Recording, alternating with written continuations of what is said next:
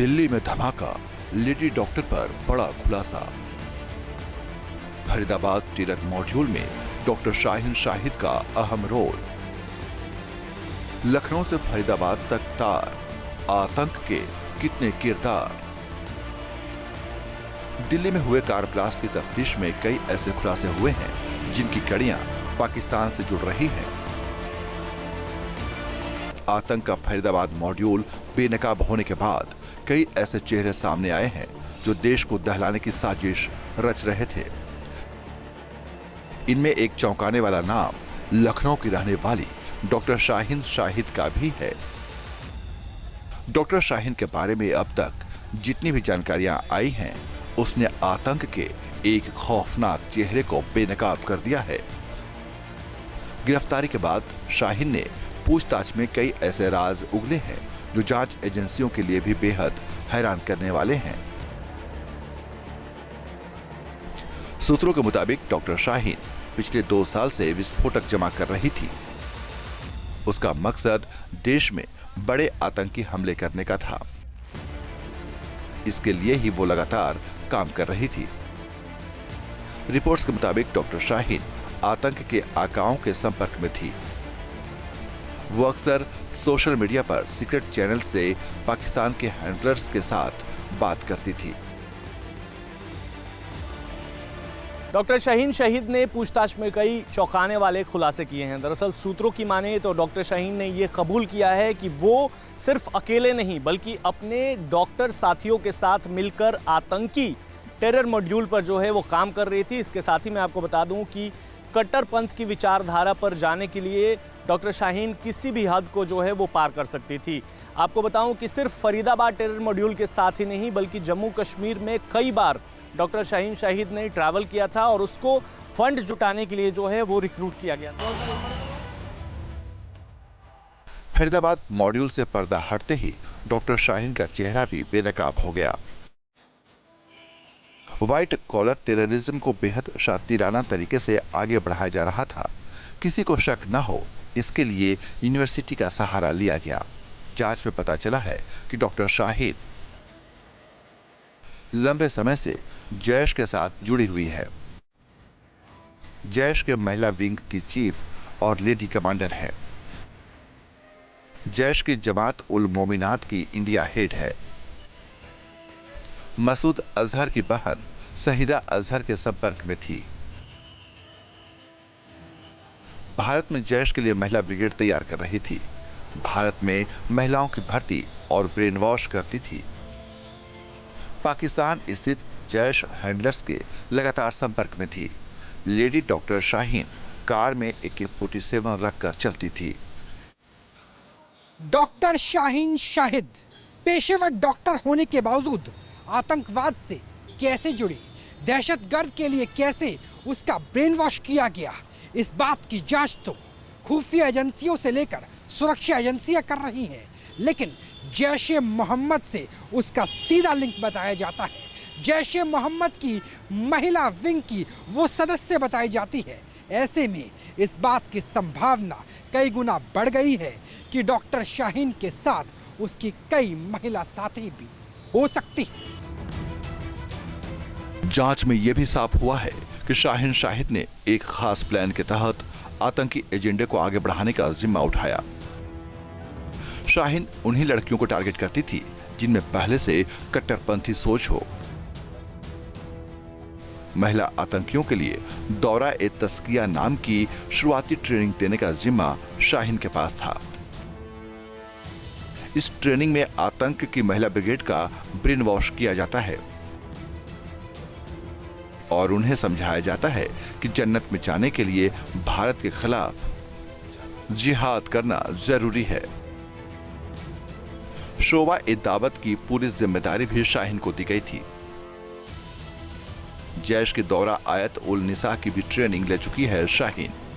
जैश की महिला ब्रिगेड से जोड़ने के लिए शाहीन ऑनलाइन क्लास की तैयारी भी कर रही थी। इस ब्रिगेड में भारत की महिलाओं को शामिल करना था जिनके घर से पहले ही आतंकी गतिविधियों में पुरुष गिरफ्तार हो चुके हैं। शाहीन की ट्रेनिंग के जरिए महिला सुसाइड बॉम्बर बनाने की भी प्लानिंग थी। आतंकी मसूद के भाई तलहा अल सैफ के सीधे संपर्क में रही है शाहीन। मेडिकल कॉलेज में रहकर जिहाद को बढ़ावा दे रहे शाहीन के मन में आखिर इतनी नफरत कैसे आई, ये पता लगाने के लिए भी एजेंसियां लगातार काम कर रही हैं। हैरानी इसलिए भी हो रही है क्योंकि शाहीन की पढ़ाई का ट्रैक रिकॉर्ड काफी अच्छा रहा है।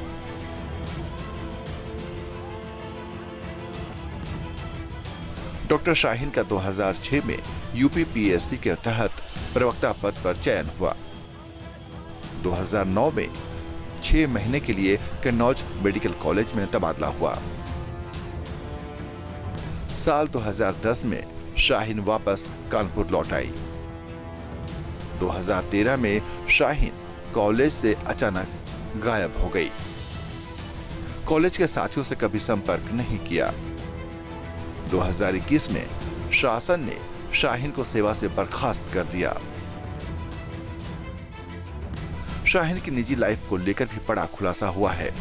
डॉक्टर शाहीन की शादी महाराष्ट्र के एक डॉक्टर के साथ हुई थी, लेकिन रिश्ता लंबा नहीं चला और 2015 में शाहीन ने डॉक्टर पति से तलाक ले लिया। शाहीन के 2 बच्चे हैं, लेकिन पति से तलाक के बाद बच्चों से भी संपर्क नहीं किया। वो यूरोप शिफ्ट होना चाहती थी, इसीलिए तलाक भी लिया। तलाक से पहले उसका स्वभाव काफी शांत था।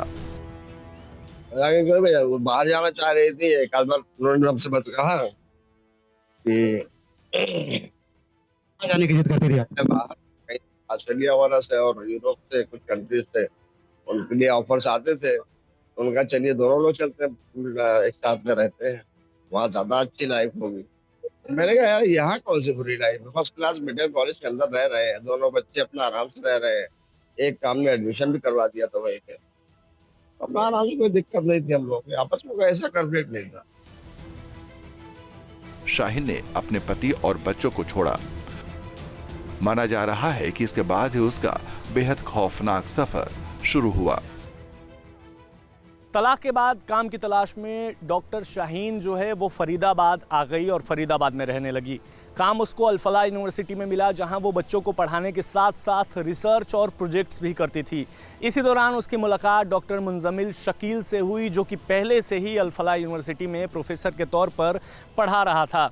दोनों ने साथ में कई प्रोजेक्ट्स भी किए, जो हमारे सूत्र बता रहे हैं, और इसी दौरान दोनों की नज़दीकियाँ जो है वो काफ़ी ज़्यादा बढ़ गई और माना ये जा रहा है कि इसी दौरान जैश-ए-मोहम्मद के कनेक्शन में और उनके काम करने वाले आतंकियों के कनेक्शन में ये दोनों आ गए।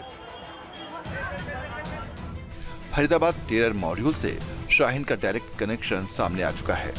आतंक को लेकर उसकी दिलचस्पी कब और कैसे बढ़ती चली गई, ये बात परिवार को भी मालूम नहीं है। पिता और भाई शाहीन के बारे में मिल रही खबरों से हैरान हैं। ये मेरे 3 बच्चे हैं, 3 बच्चे हैं। बड़ा है मोहम्मद शुएब, जो मेरे साथ यहाँ रहता है।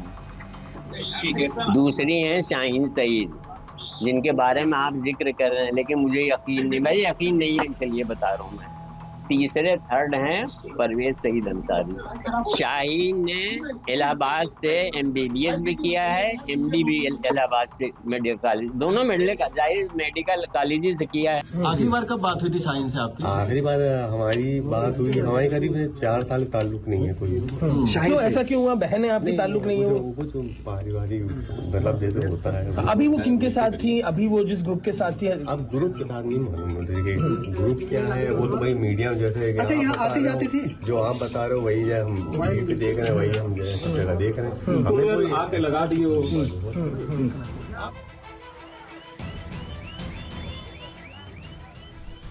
शाहीन शाहिद की गिरफ्तारी के बाद पुलिस को टेरर नेटवर्क के कई और किरदारों के बारे में जानकारी मिली।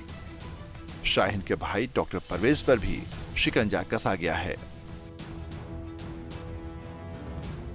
डॉक्टर परवेज के घर से 6 मोबाइल और इंटरनेशनल सिम बरामद हुए हैं। कंप्यूटर और सीक्रेट डिस्क भी बरामद किए गए। लखनऊ में शाहीन के ठिकानों पर ताबड़तोड़ छापेमारी की गई।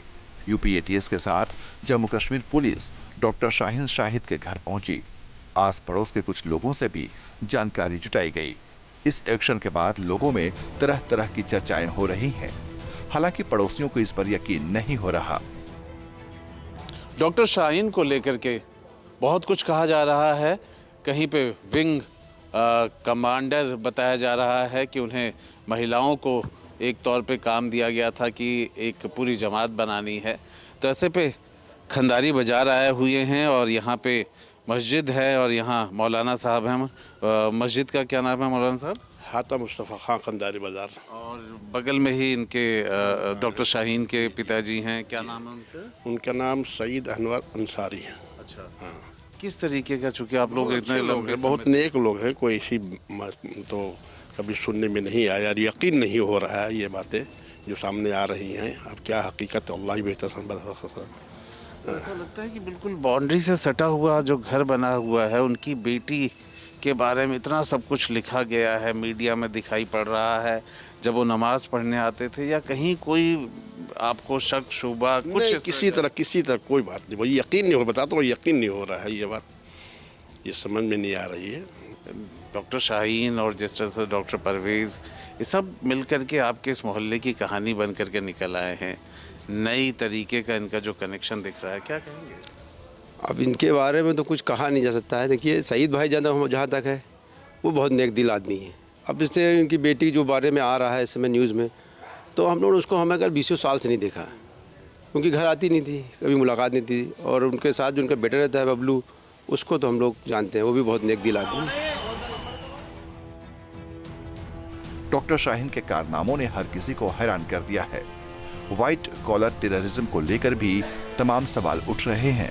ऐसा आतंक जो सीमाओं या जंगलों में नहीं बल्कि हायर एजुकेशनल इंस्टीट्यूट और प्रोफेशनल हलकों में पनप रहा हो।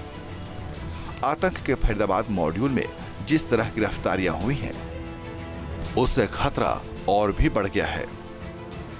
डॉक्टर शाहीन के अलावा उसके दूसरे साथियों से पूछताछ में जो जानकारियां सामने आई हैं, उससे यह भी साफ हो गया है कि सीमा पार से कितनी खतरनाक साजिश रची जा रही है। Team news nation.